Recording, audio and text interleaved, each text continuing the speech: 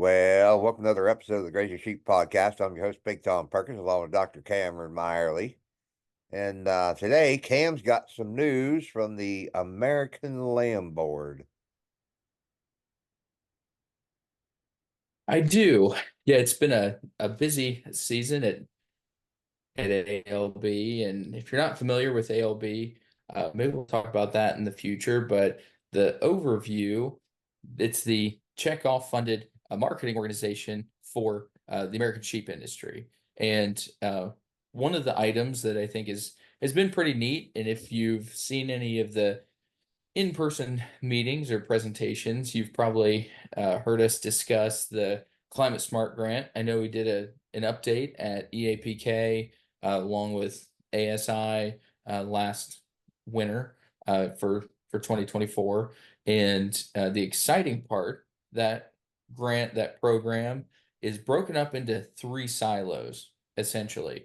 We have a research pilot project silo. We have a marketing kind of test market silo on branding and consumer response to some of these climate smart claims and what that means for buying decisions on American lamb.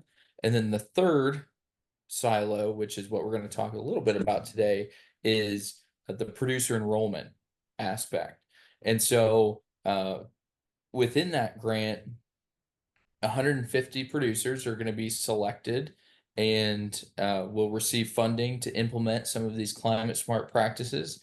And there's a wide variety of what's considered a climate smart practice, and something that very similarly aligns with, we've talked about equip, those principles, and those soil and water principles that we've discussed on here before, and what Tom's doing on the home farm.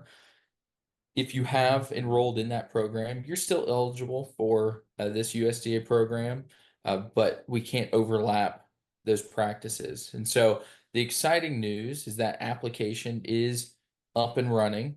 And the conversation that Tom and I had earlier is like, well, why haven't I seen an email about this? And I asked, like, well, do you receive the American Land Board newsletters and e-blasts? Do you subscribe to the American Land Board and that information? He's like, well, probably not. Well, that's probably why you didn't get Yeah. the email. So I did want to promote this on here because I know we've got a significant number of listeners that would qualify, and we're trying to capture, American Land Board is trying to capture as much of a picture of the industry as we can. And we've talked about the diversity of the American sheep industry on here before, and it's diverse. We know it's diverse from coast to coast, even within your regional area. Production systems are different than what your neighbor is going to be doing. And so trying to capture that in 150 data points is going to be difficult. And so trying to sort through those, but you do have to apply. And so we'll talk a little bit about that here in a second. But to address uh, the email list aspect, and maybe you're not familiar with American Land Board and kind of what they do on the consumer facing side of things, I would definitely ask you to go there and check it out. Some really neat resources on that side. And then there's also an internal or industry facing side of the organization. And if you just type in American Land Board, most likely the first thing on Google you're going to get is the consumer facing site. If you go down, it's probably the next option, or maybe a couple down from that. It's lambboard.com.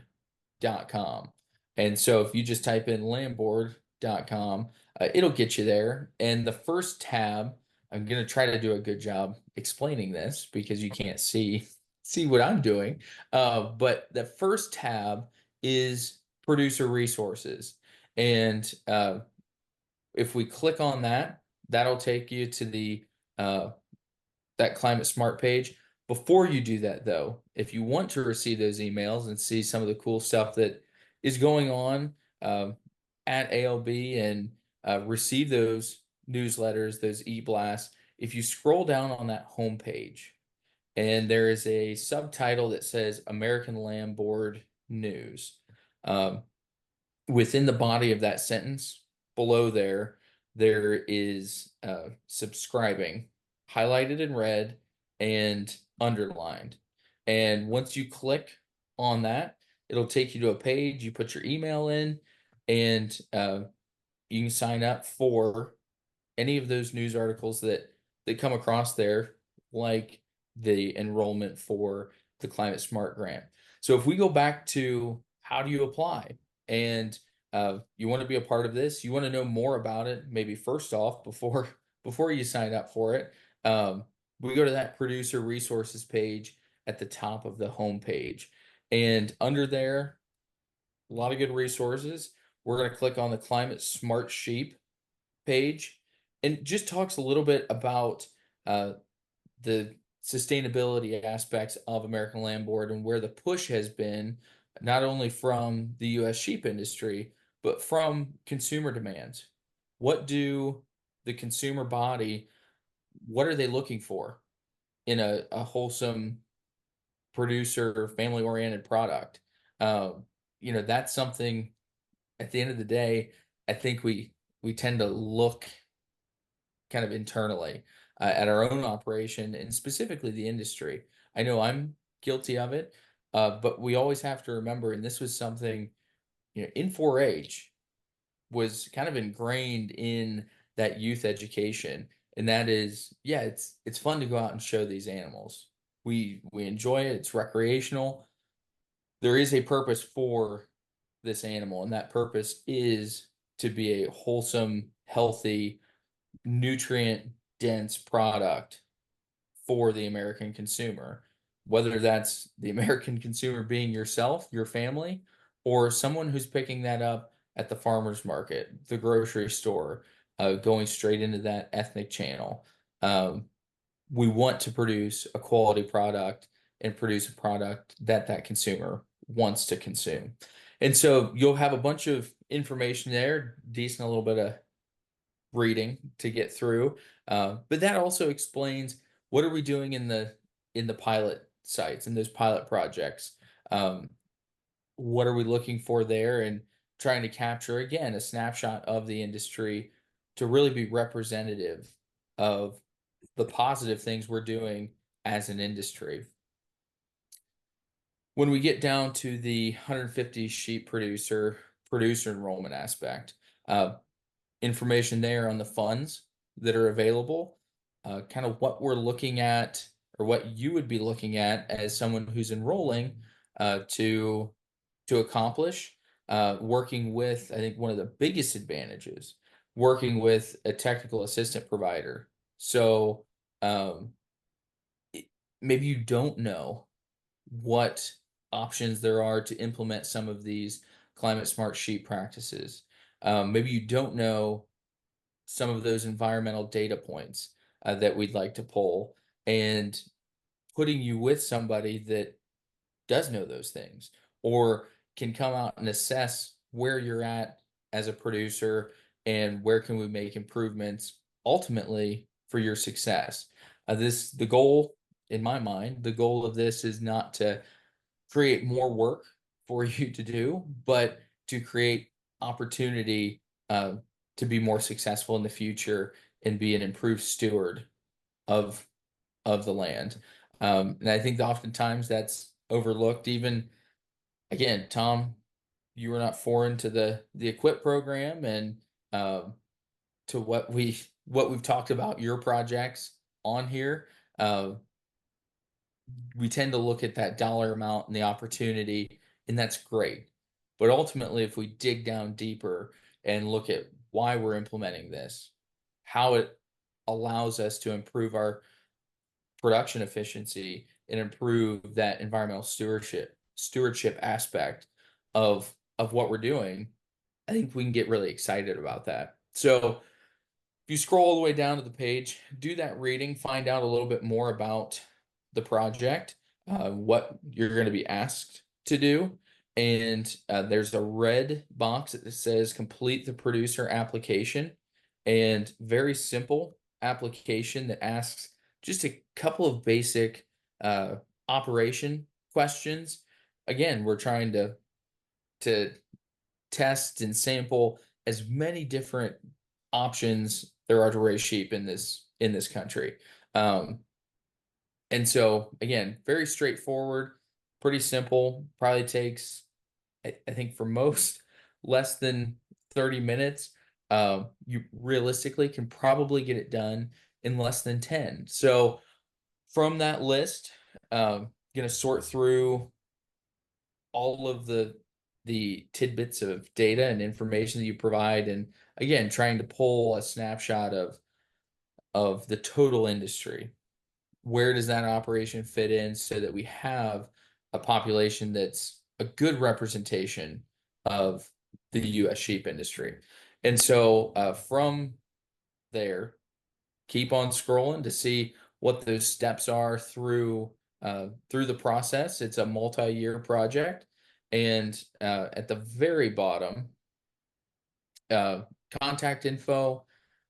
My contact info is on there. If you have any questions, would be happy to answer those via email, via phone. I think the email is the only one on there, but if your questions are too complicated, drop drop your phone number in that email and we'll get you a call back. But yeah, had a couple questions. I think yesterday was the first day for that to be open to the public, and questions are already rolling in. So had a couple of good conversations with producers that I urged to apply because they sounded like they would have an operation that would fit into that category that we're looking at. So I knew Tom was a little hesitant to get this information out there because it's probably just more competition for Tom as he tries to get in this program, but there's a lot of opportunity. And again, Tom's a great example of somebody that checks a lot of boxes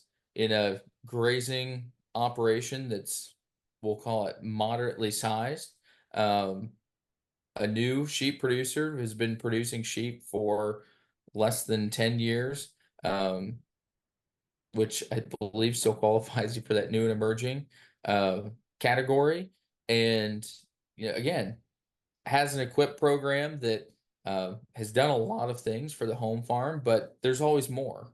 And I think we should be hungry to try to implement as many sustainable practices, as many profit generating practices that keep you in business long term. So get out there and apply. If you have any questions, I will be actively watching that inbox.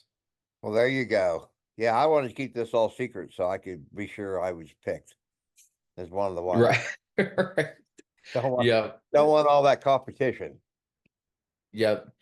I would love to apply because again, I think, like I said, the technical assistance aspect of it, I think it would be really cool, to get to Mhm. work with somebody one on one on a lot of these things that we'd like to implement here. Um, Obviously, Yeah. conflict of interest. So I'm Yeah. not going to apply for it, but there might be some concerns if I was the one answering all these questions and then you heard later that, oh, well, Cameron got funded. Yeah. So no worries there. It's kind of like when they do the sweepstakes stuff on the radio station and they sit there and tell you that nobody at this radio station or their families are eligible for this prize money. Yeah. So, so very similar, but yeah, get out there and apply. It's something that I think has opportunity for a lot of producers. It's not for everybody. There are things that maybe you don't want to work with somebody else or report that data back. That's totally acceptable. But for a number of producers, and I'd argue the majority of producers, it's worth applying. Yep. That's good information there. And so follow those steps, and if that's for you, fill her out and see what happens. So on a completely different subject, we've completed the Virginia Ram test.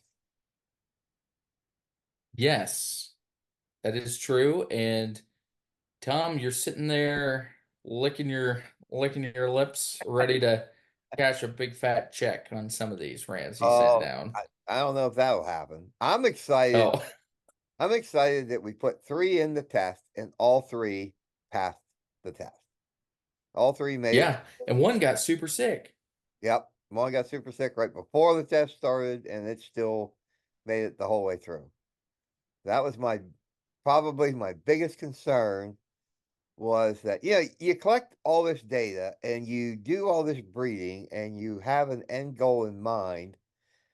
And then you put these rams in a test like that and you think, okay, is everything I have done, am I going the right direction, or am I just kidding myself and my data isn't sound, and you send them down there and they completely fail. But they didn't. Right.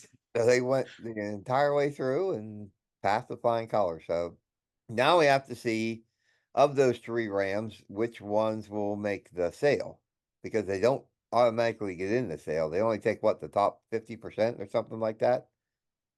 Yeah, I don't know what the exact cutoff is. I think they have a goal of having 50 Rams in the sale. Yeah, Um, I want to say what were there 70 that passed the test out of right around 120. right. And of those 70, I think one of the really nice points to this is they do a BSE, a breeding soundness exam. And Yep. so you kind of cut out some of those ram lambs that maybe have some fertility issues so Hmm. that you're not making an investment on a sheep and then bringing it home. Maybe you want to breed with that ram Yeah. when you get home after that quarantine period, and you'd really like them to be fertile when you Yeah. get there. So I think that's, they're doing their due diligence there. I'm sure there will be some ram lambs that fall out from that BSE. It's Okay. not a guarantee that they're fertile just because they're getting into that stage of puberty, but by and large, I would expect most to pass. And then they'll, I think, hammer the data pretty hard on who makes it into that top 50 uh, consignment or top 50 sale lot list. So it should be kind of interesting, and you feel bad for the ram or the consigner who has the ram that was maybe 51st. Yeah. That one slot out. Yeah. What I think is very interesting, there's a lot of sheep. You watch Facebook, watch any of these, even the KHSI classified page. You'll see a number of these sheep that pop up, claiming that they've made it through the Virginia Tech Glade Spring Parasite Challenge test, and I know a lot of those rams go on and find some pretty good homes Yep. after that. Um, and so if you're there at the sale and maybe can't get one bought for a budget that you have in place, or you've got a couple you've picked and just can't get it done, I would definitely keep watching, social media, there's online sale platforms, wherever you can find producers that were in there, because there always seems to be rams that show up available after that test is over. Yeah. Yeah, that's the truth. There's definitely some good rams there that will not make the sale. And that's just the way it is. And those will make really good breeding rams. There's no doubt about it. I think just from watching the data come back after every test, it was like, holy cats. There were some that fell out that I thought were going to sail through and no trouble at all from other producers. And man, just all of a sudden, bam, they got sick. They got hit hard with parasites, and then Mm, had a massive drought down there. There was one week there where just about every ram lost weight, yeah. and that was shocking. Yeah, I couldn't it believe they would have been. all lost weight. Yeah, that is crazy when you see that, because you can kind of tell when you have those weather events Hmm. just looking at a piece of paper, because you see that lack of performance, or even if they didn't have a drought in that situation, look at growth rate and just health and comfort of those animals. We run through a week of 95-degree weather and just not a lot of reprieve from that heat. Hmm. What do we expect? We Yeah. expect animals to not gain as well as what they were Yeah. previously, when those temperatures were maybe a little more moderate, or average. And so yeah, you're exactly right. Some of those stressors are kind of indicative. What would be interesting, kind of tear through that data a little bit and say, okay, we saw a loss of gain, which in my mind we can assume lack of nutrition, or we're not hitting our nutritional demand for growth, and we have some environmental pressure that's going into the situation that is in that ram test. And what is that doing to the immune system? What is that doing to Yeah. fecal egg count then? Yeah. Do those correlate? Is there uh, some cause of effect that's coming into play from these environmental situations? And does it mean anything? No, I just think it's interesting because I think that translates a lot of times to what we see on our home operation, Yep. whether it's the youth flock or whether it's our lambs that maybe we're trying to grow out. If our ewes have gone through a stressful time period, and then our goal is to breed them either during that stressful weather event or environment, should we expect a 220% lamb crop? Probably not. Are we Yeah. going to run into some parasite challenge items if those parasites are present and we're stressing those animals? There's a good chance we might. Yep. So yeah, it was very interesting kind of to pull those things out. I'm sure someone will, they've got enough grad students running around there. Someone will play with that data and figure something out. But Yeah. My, um, my fecal egg counts were hanging right there at 0. And when they started losing weight, I started thinking, uh-oh, here we go. They picked up a big parasite load somewhere along the way. But no, the next test came back, they were still 0. And I thought that was pretty amazing. Uh, yeah, made me feel pretty good. I'm not happy about the end weights on these, but then they'll still grow. They're not gonna, that's not the weight they're gonna be the rest of their lives. But it's for a 70-day test, it was kind of nerve-wracking to watch all this data come back. And every time I get an email, yeah, I'd be outside and I'd be checking, just checking on my phone. The email would be there. And of course, you got this massive spreadsheet, and I can barely see it on a regular computer, let alone look at it on my phone. yeah, Whatever yeah, I'd be doing, I'd just stop and I'd run to the house and get the computer and look and see what it was, and just wait for it to load up and say, "Oh, please don't be out. Please don't be out. Please don't be out." And it's still in. right, Um, yeah, pretty yeah. happy on it. Yeah, and I do think there are some data points that we can pull out of that, and this is not trying to steal thunder from um anybody's RAM test. These are pretty nominal data points. That are they important? Yeah, probably not. We're not breaking news here, but there's been a lot of questions on expectations for average daily gain in a pasture-based system where we're developing maybe some ewe lambs, maybe some ram lambs, maybe some market lambs. I Yeah. know, Tom, you just mentioned on the mature size, or not mature size, but uh, end weights on sheep that you sent down. Hmm. Um, what I guess what's your concern with that end weight, and where would you have liked to have seen him end up?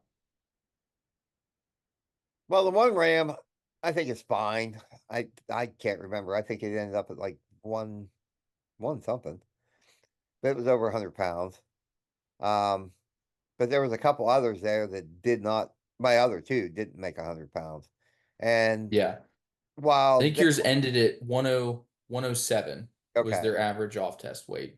okay, and then it was kind of I guess what concerns me is then as they go to sell those, and the ram before it maybe weighs 130, 135 pounds, and then you bring in this 107 pound lamb, and it just looks like a much smaller ram. Well, it is a much smaller ram, and you kind of wonder how do producers look at that and say, I'm not really interested. And then that's just a pretty small ram, But I think there's 3 weight classes. Isn't that correct?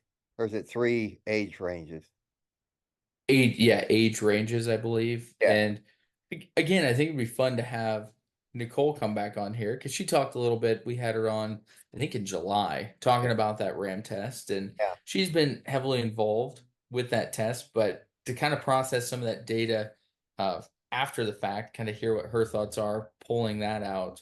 Um, I know we talked about this before, and we're not going to call out specific consigners, but Tom is sitting here, and there's Mhm. one thing, if you haven't learned yet, one thing that Tom doesn't mind is promotion of the BTP prefix. Oh yeah. And so, yeah, so the one RAM that you were talking about on that ended up at that endpoint over 100 pounds. Yep. Um, and we'll get back to that because I do have some comments on where that sheep is at. But average daily gain on test for that sheep was 0.46. Yeah. And kind of where I was going with ideas on where sheep should be gaining on grass. If you can get them in that zero point 0.5 range, I think you're doing a very nice job. I can't remember if they're supplementing these rams at 2% of their body weight or 3% of their body weight. Um, that's something, if you have a concern or question about that, to talk with Lee Wright there, who manages this test, talk with Nicole, talk with Dr. Griner, and discuss kind of what the methodology is, or drive down there and learn about it in person. But I think if you're hitting that zero point 0.5 average out on grass-based system, uh, for like higher forage inputs Yep. with percentage of body weight going in there, I'd be tickled to death with that. Working on some more forage based growth projects, zero point 0.3 to zero point 0.5. I think we're in the realm of acceptability. We look at average for the group, 0.35 was uh, average daily gain for the entire test. And as Tom mentioned, we have a week in there where everybody lost weight, or almost everybody lost weight or didn't Yeah. gain. Yeah. Um, and you're going to have that because environment is involved in this. Mhm. We look at this is try to keep this from turning into a tangent, but we look at our other protein producing entities, the poultry industry, the swine industry. I'm not saying they're correct in their thought process on this, but a lot of the facilities where we feed animals out in, we've extracted as much as we possibly can, extracted the environment out of Yep. the equation and trying to create a stable environment with as little variation as possible. And so then we see more consistency in those products in terms of growth rate. Again, not saying that that's the right way or the only way, but I do think there are some lessons to be learned there. I think there are some options in some more like grass-based systems. Maybe we don't want to try to lamb and feed those lambs out in the dead of summer. Yeah. Like, remember, these sheep were grazed Virginia, July, August. It's in the southeast. So I personally wouldn't love to be outside working No. in a lot of the conditions throughout that time period. Um, but No. you go out and Yeah. I used to and you live get it down done. there. Those months are hot and humid. It is Yeah. cold to be Right. outside.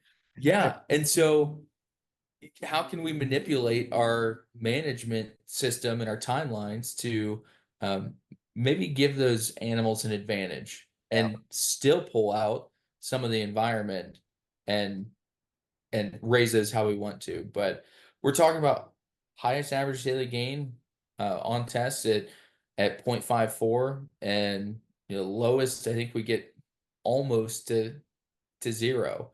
Yeah. Sheep that showed up, maybe gained weight, lost weight for who knows what reasons, um, Yeah. I was and pretty just happy didn't. with that Ram at that 0.46. I think I counted up through there. There were only 10 other Rams that gained the same or more than that Ram. So I was pretty happy with that. I really thought that's where I would end up struggling the most was Which with growth, yeah. Yeah, I which, and didn't think that we had enough does, growth numbers to even compete, but yeah. And I'm glad you brought that up because I think that also goes uh, into that conversation of, not beating yourself up about you have a ram that's 107 pounds. Um, when we look at birth date on that sheep and um, where yours is at, hmm there's only a handful that are the same age, I think less than 5 here, that are the same age or younger than your ram. yeah, Some of these that are up further in that list have close to 40 days yeah, on, on that ram. Um, Now, that being said, they also have to have growth potential, hmm mature size potential to get them to their average daily gain is still higher, yeah, meaning they're still growing yep, at an acceptable rate. But you think the spread between 0.46 and 0.54, we're talking about 0.08 yeah, pounds per day. yeah, I mean, pretty pat small. yourself on the back for that Yeah, because I think I get so excited about that. I think it's really cool. And again, it's something that you were concerned about. hmm Um, and it's fine. He did a nice job. That one, as long as he passes a BSE, yep, will make the sale. yeah, Because the other exciting thing is when you look at that sheep and where he's at on fecal egg count, had eggs per gram of 1,300, then 400, then zero, then zero. yep, And yeah, there's some different ways to kind of assess that. I know we bought a ram. Um, Old Slate Farm had purchased a ram from NC State that wasn't really high in the sale order because his out of this sale wasn't really high in the sale order because his fecal egg count average was pretty high. Um, but what I thought was intriguing is he peaked with a fecal egg count early on in the test.